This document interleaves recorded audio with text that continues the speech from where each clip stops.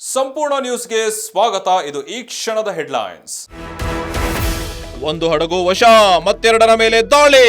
ಹಾರ್ಮುಜ್ನಲ್ಲಿ Bharat ಕೆಣಕಿದ Iran. 14 ಶಿಪ್ಗಳು ಜಲಸಂಧಿಯಲ್ಲೇ lock. ತಮಿಳುನಾಡಿನಲ್ಲಿ ಘಟಾನುಘಟಿಗಳ ಮತದಾನ. ಬೆಳಗ್ಗೆಯಿಂದಲೇ ಹಕ್ಕು ಚಲಾಯಿಸುತ್ತಿರೋ ಮತದಾರರು. ಪಶ್ಚಿಮ ಬಂಗಾಳದಲ್ಲೂ ಕಳೆಗಟ್ಟಿದ ಮತ ಮಹೋತ್ಸವ.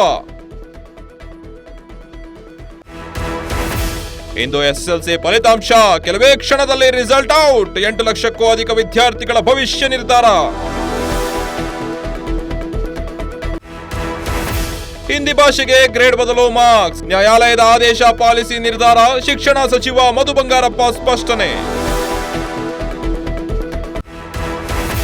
ಬಳ್ಳಾರಿ ಜಿಲ್ಲೆಯಲ್ಲಿ ಮತ್ತೆ ಅಕ್ರಮ ಅದಿರು ಸಾಗಣೆ. ಬಳ್ಳಾರಿ ಸಂಸದ ತುಕಾರಾಂರಿಂದ ಅಕ್ರಮ ದಂಧೆ ಪತ್ತೆ. ಗಣಿ ಇಲಾಖೆ ಅಧಿಕಾರಿಗಳ ನಿರ್ಲಕ್ಷ್ಯ ಶಾಮೀಲು ಆರೋಪ. 25ರ ಹೆಣ್ಣಾನೆ ಬಲಿ ಪಡೆದ ಹಿಟ್ ವೇವ್. ರಣ ಬಿಸಿಲಿಗೆ ನರಳಿ ಪ್ರಾಣ ಬಿಟ್ಟ ಕಾಡಾಣೆ. ಚಾಮರಾಜನಗರದಲ್ಲಿ ಹೃದಯ ವಿದ್ರಾವಕ ಘಟನೆ.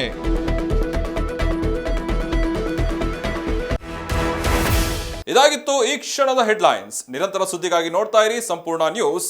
ಇದು ನೊಂದವರ ಧ್ವನಿ. ಸಂಪೂರ್ಣ ನ್ಯೂಸ್, ಇದು ನೊಂದವರ ಧ್ವನಿ.